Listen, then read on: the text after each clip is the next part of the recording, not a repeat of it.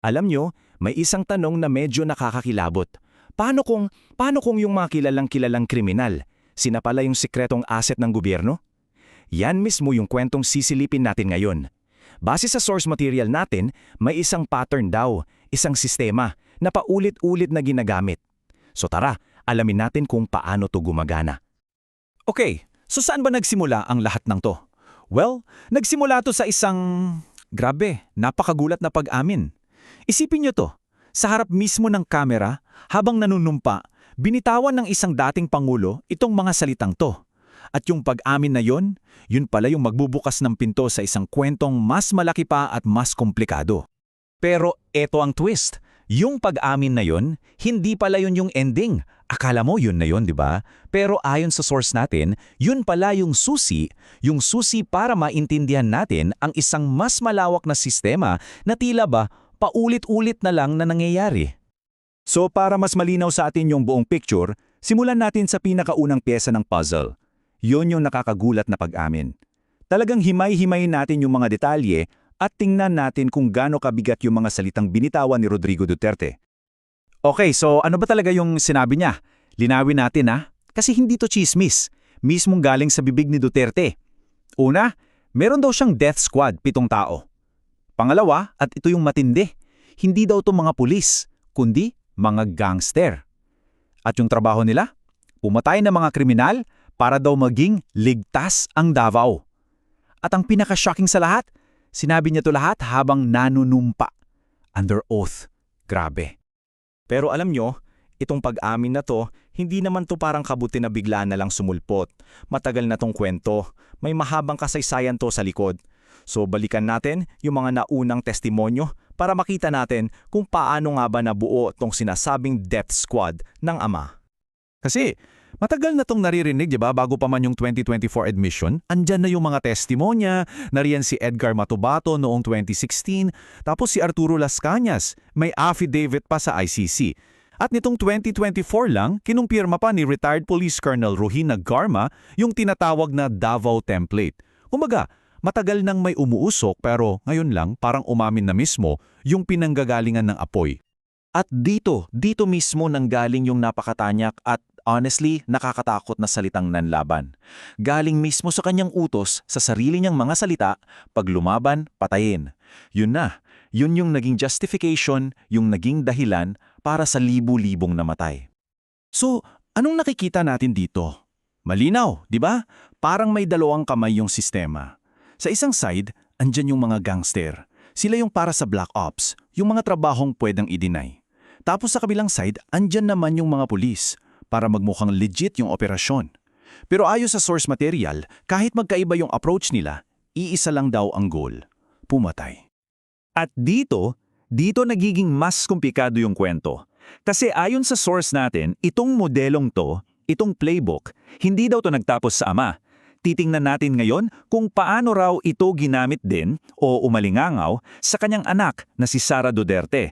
Pero this time, ibang misyon naman, ang pagiging di umano bagman niya.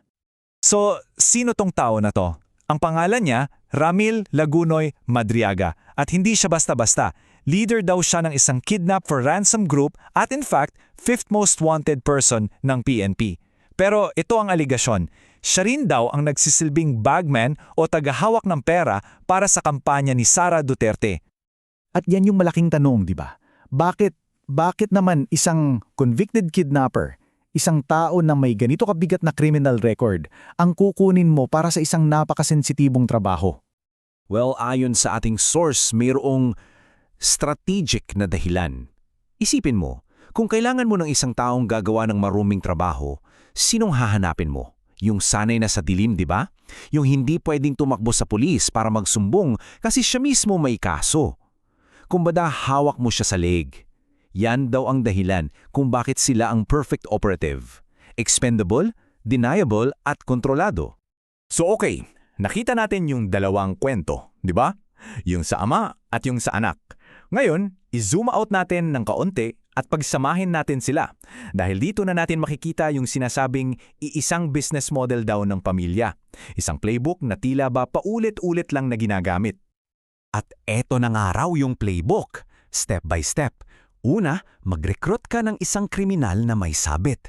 Pangalawa, gamitin mo siya sa mga operasyong hindi pwedeng i-trace pabalik sa'yo. Siguraduhin walang paper trail. Tapos, kontrolin mo sila sa takot. At pag hindi mo na sila kailangan, iwanan mo na lang. At yung huling step, panoorin mo yung sistema na gumuho kapag nagsalita na sila. Yan daw ang kumpleto, pero napakadelikadong sistema. Kaya yung pagkakapareho ng dalawang kaso, hindi raw to coincidence. Hindi ito nagkataon lang. Sinasabi ng source na isa itong pattern. Isang sinadyang stratehiya na inuulit-ulit. Pero, syempre, lahat ng sistemang binuo sa dilim, mayroon niyang isang fatal flaw. Isang kahinaan na kapag tinamaan, guguho ang lahat. At yung depektong yan, laging may mabigat na kapalit. At ano yung kahinaang yun? Simple lang daw. Ang mga kriminal, tapat lang sila hanggat pinoprotektahan mo sila. Pero sa oras na iwanan mo sila sa ere, yun na. Sila na yung magiging pinakamatinding bangungot. At nakita na natin kung paano to nangyari sa totoong buhay, di ba? Yung pagsasalita ng mga whistleblower, yun ang naging daan para sa ICC arrest warrant laban kay Rodrigo Duterte. Sa kabilang banda, yung affidavit naman ng sinasabing bagman ni Sara Duterte, yun ang nagbukas ng malawakang investigasyon laban sa kanya. Nagkatotoo yung sinasabing fatal flaw. So kung titingnan natin tong comparison, sobrang linaw ng paralel. Di ba? Parehong-pareho. May operative, may mission, may fatal flaw at may resulta. Ama at anak, death squad at money career, pero yung naging bagsak ng sistema, iisa lang. Nagsalita yung operative. At yan na nga yung pinaka-summary ng lahat. Yung buong sistemang itinayo sa sekreto at takot, babagsak at babagsak yan sa oras na magdesisyon yung mga tauhan na inabandonado nila na magsasalita na sila. Kaya naman, iniiwan tayo nito ng isang malaking tanong na medyo nakakakilabot din pag iniisip. Sinasabi ng source na ito raw yung fatal flaw, pero isipin nyo, kapag nagtayo ka ng isang sistema na ang pundasyon ay katahimikan, anong mangyayari kapag nagsimula ng mag-ingay ang lahat? Yan ang tanong na iiwan natin sa inyo.